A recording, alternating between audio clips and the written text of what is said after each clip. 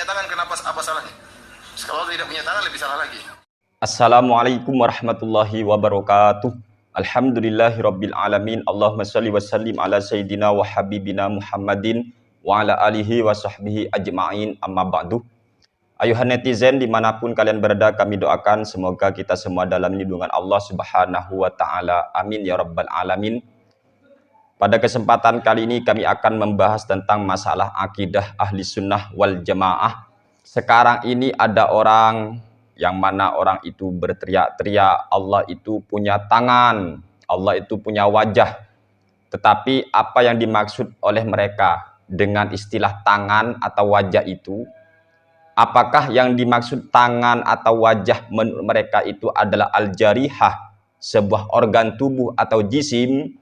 Kalau itu yang dimaksud oleh mereka, maka di sini kami akan membacakan kitab yang dikarang oleh Al-Imam Ibnu Hajar Al-Haytami, ulama Syafi'iyah, dalam kitab beliau yang bernama Al-Minhajul Qawim. Di sini tepat pada halaman 144 ya, punya kami terbitan Darul Kutub Al-Ilmiyah. Kata Imam Ibnu Hajar Al-Haytami, wa'lam annal Qarafiyah wa ghairahu hakau anis Syafi'i wa Malikin wa Ahmad wa Abi Hanifatah al-qawla bi kufril qailina bil jihati wat tajsimi wa hum haqiquna bidzalik. Ketahuilah bahwa sungguh Imam Al-Qarafi maupun imam yang lain, beliau menceritakan daripada Imam Asy-Syafi'i, menceritakan dari Imam Malik, Imam Ahmad bin Hambal maupun Imam Abu Hanifah tentang kafirnya orang yang berkata Allah itu berarah, Allah ada di atas, seumpama ya. Yang dimaksud atas ternyata sebuah arah, seperti kanan, kiri, depan, atas, bawah, semua. Itu kok yang dimaksud oleh mereka, arah-arah seperti kita menunjuk, watajsimi, dan berjisim. Lah, ini teman-teman ya. Ini oleh para imam 4 mazhab di sini yang dikutip oleh Imam Al-Qarafi, dari Imam Asy-Syafi'i, Imam Malik, Imam Ahmad maupun Imam Abu Hanifah, mereka sepakat tentang kafirnya orang yang menetapkan arah bagi Allah ataupun menjisimkan Allah Subhanahu wa taala. Na'udzubillahi min dzalik. Kemudian kita juga cek dalam kitab Al-Asbah wan Nadhair, karya daripada Al-Imam As-Suyuti, ulama Syafi'iyah rahimahullahu taala. Di sini dalam halaman 343 punya kami terbitan Al-Haramain.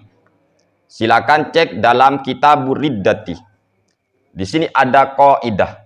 Qala Syafi'i. Qala Syafi'i. Imam Asy-Syafi'i berkata, la yukaffaru ahadun min ahlil qiblati. Orang itu tidak boleh kita anggap kafir kalau dia itu bagian ahlul kiblah. Jadi gak boleh kita mengkafirkan sesama muslim. Wastuthniya min dzalika, hanya saja orang yang tidak boleh dikafirkan itu dari ahli kiblah ada pengecualiannya.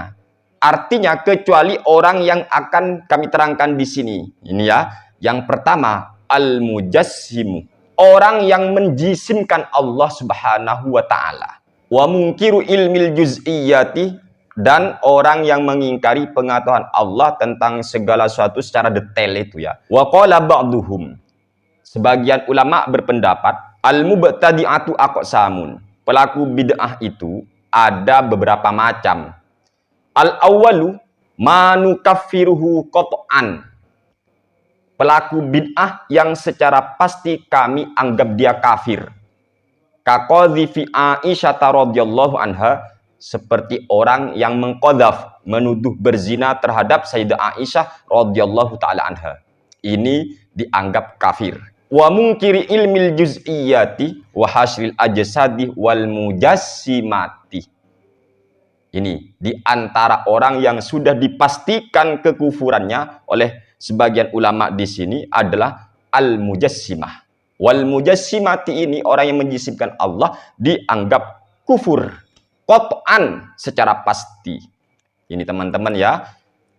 Jadi hati-hati. Kemudian kita juga baca dalam kitab Al-Fiqhul Akbar, yang mana kitab ini katanya akan dinisbatkan kepada Imam Abu Hanifah.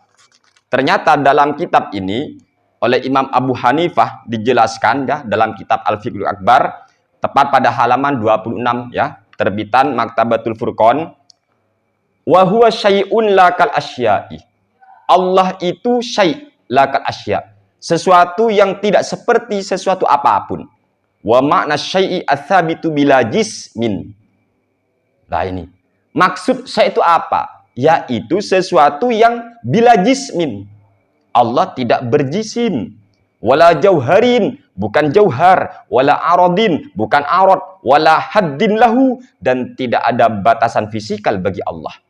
Ini akidah Imam Abu Hanifah. Jadi Allah itu tidak berjisim. Kemudian kita juga cek dalam kitab yang dikarang oleh Hadratus Syekh pendiri Jam'iyah Nahdlatul Ulama, Haji Muhammad Hasyim Asy'ari rahimahullahu taala rahmatal abrar wa nafa'anallahu bihi wa bi ulumihi wa barakati amin ya rabbal alamin.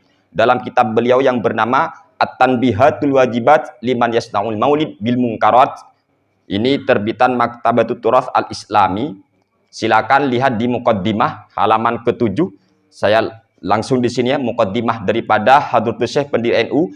Wa asyhadu alla ilaha illallah wahdahu, dan saya bersaksi tiada Tuhan selain Allah, Maha Esa Allah. La syarikalahu, Allah itu tidak ada sekutu baginya. Al-munazzahu anil jismiyati, yang mana Allah itu harus wajib disucikan dari berjisim.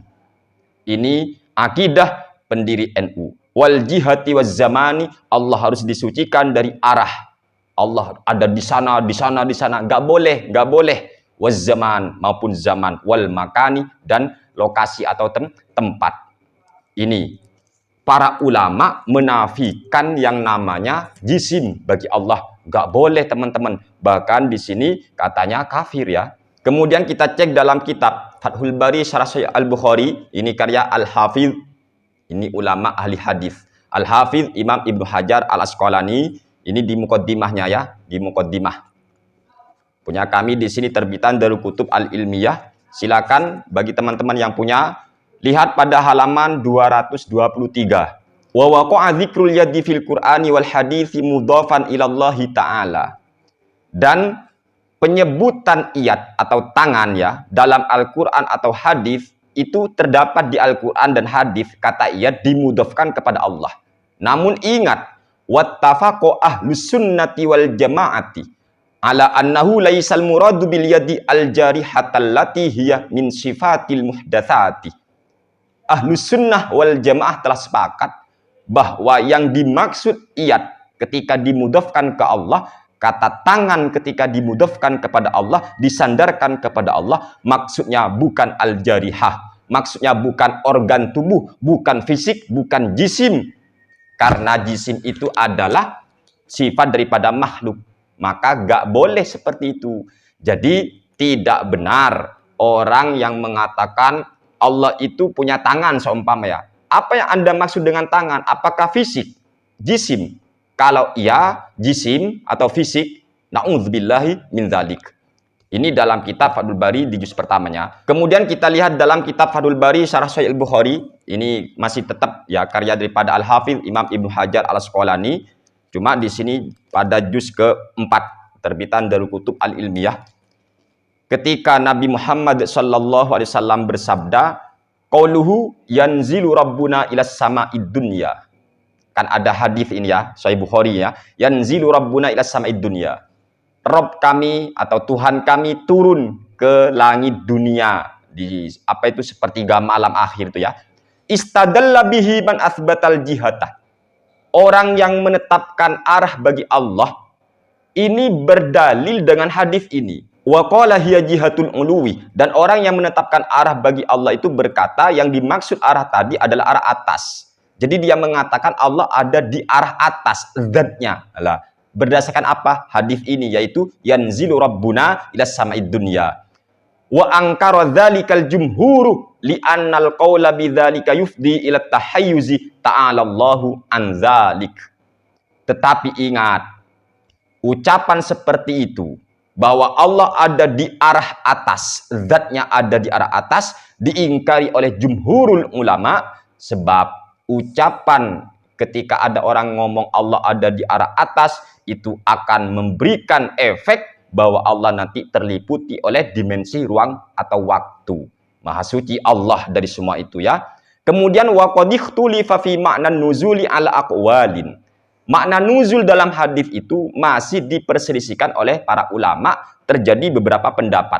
Faminhum man hamalahu ala zahirihi wa haqiqatihi wa humul musyabbihatu ta'alallahu an qaulihim. Ada orang yang memahami hadis turun itu apa maksudnya Allah turun. Itu dipahami secara zahirnya, tekstualnya, dan secara hakikat benar-benar turun. Kata Al-Hafiz Imam Ibnu Hajar Al-Asqalani, wahum al-musyabbihatu. Mereka adalah orang musyabbihah, orang-orang yang menyerupakan Allah dengan makhluknya. Ta'alallahu an qaulihim. Maha suci Allah dari ucapan mereka. Ini kata Al-Hafiz Imam Ibnu Hajar Al-Asqalani. Sebagai penutup kami akan bacakan kitab Qawaidul Ahkam fi Masalihil Anam, karya daripada Syekh Izzuddin bin Abdissalam. Silakan lihat dalam juz kedua, punya kami terbitan Darul Kutub Al-Ilmiyah, tepat pada halaman 133. Ini masalah faslun fil bid'ah, tentang masalah bid'ah. Nah, kami loncat di sini contoh bid'ah yang haram. Walil bid'ahil muharramati amsilatun. Untuk bid'ah yang haram itu ada beberapa contoh. Contoh bid'ah yang haram bagaimana? Minha madhabul qadariyati, yaitu mazhabnya aliran qadariyah. Wa minha madhabul jabariyati, aliran jabariyah ya. Ini juga bid'ah yang haram. Wa minha madhabul murji'ati, di antaranya mazhab murji'ah. Wa minha madhabul mujassimati, mazhabnya orang mujassimah, orang yang menjisimkan Allah Subhanahu wa taala. Ini termasuk bid'ah yang haram.